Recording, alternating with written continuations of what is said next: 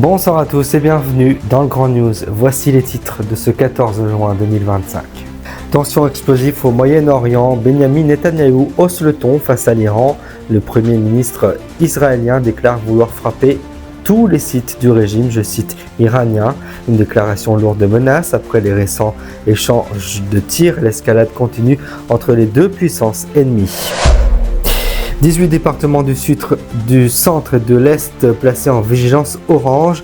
Les orages violents, parfois accompagnés de grêles et de fortes rafales de vent, sont attendus jusqu'à dimanche. Des précipitations intenses pourraient également provoquer des inondations locales. Nous ferons le point sur la situation en début de Grand News. Un autocar transportant des adolescents ukrainiens en voyage scolaire a fait une sortie de route mortelle. 4 jeunes ont perdu la vie. Plusieurs blessés sont à déplorer. Les 2 chauffeurs ukrainiens ont été placés en garde à vue pour homicide involontaire. Retour sur les circonstances de ce terrible accident dans un instant. 265 morts après le crash d'un vol commercial. Une des 2 boîtes noires vient d'être retrouvée, mais les causes du drame restent encore inconnues pour l'heure. Les secours poursuivent leur opération sur un site difficile d'accès et l'émotion est immense à travers tout le pays. Explosion spectaculaire en Camargue, un pipeline de gaz a explosé en pleine zone rurale, provoquant ainsi un incendie impressionnant. 120 personnes ont dû être évacuées par précaution. Le feu a été maîtrisé, mais une enquête est en cours pour déterminer l'origine exacte de l'explosion. Et enfin, le choc et l'émotion en Haute-Marne, une surveillante scolaire de 31 ans poignardée à mort par un élève de 14 ans dans un collège de Françoise Dolto de Nogent en Haute-Marne. La victime, Mélanie, 31 ans, était mère d'un petit garçon de 4 ans et elle était connue pour sa joie de vivre. Un drame effroyable qui soulève de nombreuses questions sur la violence en milieu scolaire. C'est une déclaration qui risque d'enflammer un peu plus une région déjà sous tension extrême. Le Premier ministre israélien Benyamin Netanyahou affirme vouloir frapper, je cite, tous les sites du régime iranien en représailles aux dernières attaques menées par Téhéran. Une nouvelle étape dans l'escalade entre Israël et l'Iran avec des conséquences potentiellement dévastatrices et potentiellement graves. Décryptage et réaction dans ce reportage signé Éric Pelletier. Au cœur du Proche-Orient, la tension atteint un nouveau sommet. Depuis plusieurs jours, les échanges de tirs entre Israël et l'Iran se multiplient. Mais cette fois, Benyamin Netanyahou franchit un cap. Le Premier ministre israélien menace directement tous les sites du régime iranien. Lors d'une prise de parole à Jérusalem, il déclare « Quiconque nous fait du mal, nous lui ferons du mal. Nous frapperons tous les sites du régime iranien. » Cette menace intervient après une série d'attaques de drones que Téhéran aurait menées contre le territoire israélien, selon Tsahal. L'armée israélienne affirme avoir intercepté plusieurs engins en mission d'espionnage près du plateau du Golan. 2 personnes auraient perdu la vie lors d'une riposte israélienne dans le sud du pays. L'escalade militaire inquiète la communauté internationale. À l'ONU, plusieurs pays appellent à la désescalade. Mais sur le terrain, le ton continue de monter. Selon un expert, ce qui est en jeu ici, ce n'est pas seulement un conflit régional, mais une dynamique qui pourrait embraser l'ensemble du Moyen-Orient si elle dégénère. De son côté, l'Iran nie toute agression directe, mais affirme être prêt à réagir à toute provocation. Une position qui laisse planer le spectre d'une guerre ouverte entre 2 puissances régionales. Face à cette montée des tensions, la population israélienne, déjà marquée par le conflit avec le Hamas à Gaza, redoute une nouvelle guerre, cette fois bien plus large. Le bras de fer entre Jérusalem et Téhéran pourrait bien entrer dans une phase encore plus dangereuse. Dans cette guerre de l'ombre devenue presque ouverte, la moindre étincelle pourrait embraser toute une région. La prudence est de mise avec cette grande partie du pays puisque ce soir, 18 départements du centre et de l'Est sont placés en vigilance orange par Météo France et en cause de violents orages, parfois accompagnés de grêles, de vents puissants et de pluies intenses susceptibles de provoquer des inondations locales, un phénomène qui devrait se poursuivre jusqu'à demain dimanche, comme nous l'explique notre correspondante Laurence Pardy. Un ciel chargé, un air lourd et une atmosphère électrique. Depuis ce matin, le centre et l'est de la France sont en alerte. 18 départements sont placés en vigilance orange, en raison d'un épisode orageux particulièrement instable. Sur cette carte, la zone à surveiller de la Bourgogne-Franche-Comté jusqu'au Massif central, en passant par l'Auvergne-Rhône-Alpes. Des orages violents sont attendus, rafales de vent dépassant les 90 km/h, fortes chutes de grêle, et surtout, des précipitations soudaines et abondantes, pouvant atteindre 40 à 60 mm en une heure. À Lyon, Clermont-Ferrand ou encore Besançon, les services de secours sont en alerte. Dans plusieurs communes, les pompiers ont déjà été appelés pour des inondations de caves et de sous-sol, et quelques routes ont été temporairement coupées. Une habitante témoigne et raconte. C'est tombé d'un coup, comme si le ciel nous tombait dessus. En 10 minutes, la rue était déjà inondée. Un phénomène météo typique des fortes chaleurs estivales, comme l'explique ce spécialiste. L'atmosphère est très instable, de l'air chaud remonte du sud, combiné à une dépression sur le nord du pays. Résultat. Des cellules orageuses explosives peuvent se former très rapidement. Dans les zones à risque, les mairies appellent à la vigilance, éviter les déplacements non essentiels, ne pas s'abriter sous un arbre, protéger les biens sensibles et rester à l'écoute des consignes de sécurité. Alors, selon Météo France, cette dégradation devrait se poursuivre jusqu'à dimanche, avec une accalmie progressive dans la nuit de samedi à dimanche. Mais d'ici là, la prudence reste de mise, ces orages pourraient frapper vite et très fort. C'est un voyage scolaire qui s'est transformé en cauchemar. Un autocar transportant de jeunes Ukrainiens en séjour en France a été victime d'un dramatique accident. Le bilan est lourd et 4 ados ont perdu la vie.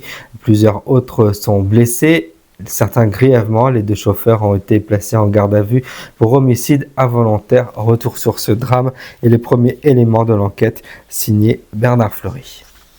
Reportage. Le drame s'est produit tôt dans la matinée, sur une portion de route départementale réputée dangereuse, dans le nord-est de la France. Selon les premiers éléments, le bus aurait fait une embardée, avant de finir sa course sur le bas-côté. À notre arrivée, la scène était chaotique. Certains enfants étaient coincés, d'autres en état de choc. L'impact a été très violent, raconte un pompier. 4 jeunes ont perdu la vie sur le coup, une dizaine d'autres ont été hospitalisés, dont certains dans un état grave. Un cellule psychologique a été immédiatement mise en place pour les survivants et les accompagnateurs. Les 2 conducteurs, tous 2 de nationalité ukrainienne, ont été placés en garde à vue. Ils sont entendus pour homicide involontaire. L'un des chauffeurs aurait pu perdre le contrôle du véhicule à la suite d'un moment d'inattention ou d'une vitesse inadaptée. Des analyses sont en cours pour écarter toute consommation de substances et l'état du véhicule est également examiné. Ce voyage scolaire devait être un moment de découverte et d'échange. Il s'est transformé en drame. L'ambassade d'Ukraine en France est mobilisée, tout comme les autorités locales. C'est une tragédie. Toutes nos pensées vont aux familles et nous mettons tout en œuvre pour accompagner les victimes. Ce nouveau drame de la route relance les interrogations sur la sécurité des transports scolaires à l'étranger. Et rappelle une fois encore la fragilité de la vie, surtout quand il s'agit d'enfants. C'est l'un des pires drames aériens en Inde ces dernières années. 265 personnes ont perdu la vie dans un crash d'un avion de ligne dans l'est du pays. Une des 2 boîtes noires a été retrouvée, mais pour l'heure, les causes de l'accident demeurent encore inconnues. Les opérations de secours se poursuivent dans des conditions plutôt difficiles par rapport au lieu d'accès. Voici les dernières informations avec notre correspondant qui est signé Didier Antoine. Des débris éparpillés sur des kilomètres, un épais nuage de fumée, et un silence de mort dans une forêt dense. C'est dans cette zone reculée de l'état de Jharkhand, à l'est de l'Inde, qu'un avion de ligne s'est écrasé avec 265 personnes à bord. Seulement un a été retrouvé. Le vol, opéré par la compagnie Inder, reliait New Delhi à Kolkata. Il a brutalement disparu des radars après avoir émis un signal de détresse. Les témoins au sol parlent d'un bruit sourd, puis d'un bouleversement du ciel, avant un silence total. J'ai entendu une énorme explosion, puis plus rien. Nous avons accouru, mais tout était déjà en flammes, raconte un témoin. Les premières équipes de secours ont mis plusieurs heures à atteindre le site du crash, en raison du terrain escarpé et de l'épaisse végétation. Une des 2 boîtes noires a été retrouvée, endommagée mais exploitable. Elle a été envoyée à New Delhi pour analyse. La seconde est toujours recherchée. Les enquêteurs espèrent qu'elles permettront de comprendre pourquoi l'appareil s'est désintégré en plein vol, sans message d'alerte suffisant. Il est encore trop tôt pour privilégier une hypothèse. Il peut s'agir d'une défaillance technique, d'une erreur humaine ou d'un problème météorologique brutal. Raconte un expert. Dans les aéroports de New Delhi et Kolkata, la douleur est immense. Des familles entières attendaient un appel, qui ne viendra jamais. Les autorités indiennes ont décrété un jour de deuil national, et des hommages se multiplient à travers le pays. C'est un nouveau coup dur pour l'aviation civile, dans un pays où le trafic aérien est en pleine expansion. Et une nouvelle tragédie dont les réponses se font attendre, au milieu d'un champ de ruines. Une énorme détonation, des flammes visibles à plusieurs kilomètres et des habitants évacués en urgence. En Camargue, un pipeline de gaz a explosé en fin de matinée, provoquant un incendie spectaculaire, mais heureusement sans faire de victimes. 120 personnes ont été évacuées par précaution. Le feu est désormais maîtrisé, mais l'origine de l'explosion reste inconnue pour l'heure. Voici les dernières images et les premiers éléments de l'enquête avec Bertrand de Saint-Exupéry, notre correspondant. Il est un peu plus de 11 heures ce matin quand une violente explosion secoue un secteur rural de la Camargue dans le département des Bouches-du-Rhône. Un pipeline de gaz vient de céder. Le feu s'est propagé en quelques secondes, attisé par la chaleur ambiante et la pression du gaz. Des flammes hautes de plusieurs mètres, visibles jusqu'à Arles, ont semé la panique dans les hameaux voisins. On a entendu un grand boom et la terre a tremblé. Les gendarmes nous ont dit de quitter les lieux immédiatement, raconte un témoin. Par mesure de sécurité, 120 personnes ont été évacuées. Un périmètre de sécurité a été mis en place sur plusieurs kilomètres et les accès routiers fermés. Plus d'une centaine de pompiers ont été mobilisés pour maîtriser l'incendie. Grâce à leur intervention rapide et à l'isolement du conduit, le feu a pu être contenu en début d'après-midi. Le feu est désormais maîtrisé. Aucune victime n'est à déplorer, mais les dégâts matériels sur la structure sont importants, raconte le commandant des pompiers. Une enquête a été ouverte. Les experts du groupe exploitant le pipeline et les gendarmes spécialisés en risques industriels devront déterminer les causes précises de l'explosion. Un défaut technique, une corrosion ou une surpression ne sont pas exclus. En attendant, les riverains devront patienter encore quelques heures avant de regagner leurs habitations. Un drame évité de justesse, dans une région fragile où cohabitent nature préservée et infrastructures à haut risque.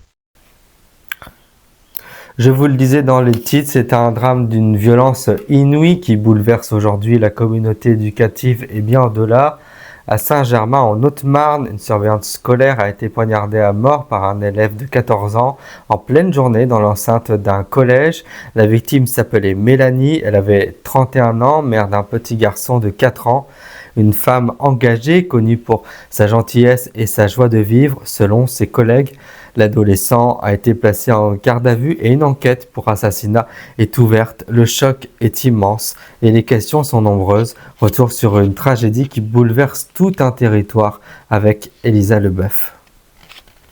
Le portail est fermé. Le silence est pesant. Ce matin, le collège de Saint-Germain, en Haute-Marne, a ouvert ses grilles sous le poids d'un drame indescriptible. La veille, une surveillante de 31 ans a été poignardée à mort par un élève de 14 ans, en pleine journée scolaire. La victime s'appelait Mélanie. Elle travaillait dans l'établissement depuis plusieurs années. Mère d'un petit garçon. Elle était décrite comme engagée, chaleureuse, toujours à l'écoute des élèves. L'auteur présumé des faits, un collégien de 3e, a attaqué Mélanie avec un couteau de cuisine dans le couloir du bâtiment administratif. Les secours n'ont rien pu faire. L'adolescent a été immédiatement interpellé. Il a reconnu les faits sans donner d'explication claire. Il a été placé en garde à vue dans un service spécialisé, sous l'autorité d'un juge des enfants. Une cellule psychologique a été déployée dès hier auprès des élèves et du personnel. L'éducation nationale s'est déclarée effondrée et une minute de silence sera organisée dans tous les établissements de l'académie. Une femme de l'ombre, un visage familier dans la cour du collège, Mélanie laisse derrière elle. Un enfant, une famille, des collègues en état de choc et une communauté traumatisée par un acte de violence inexplicable.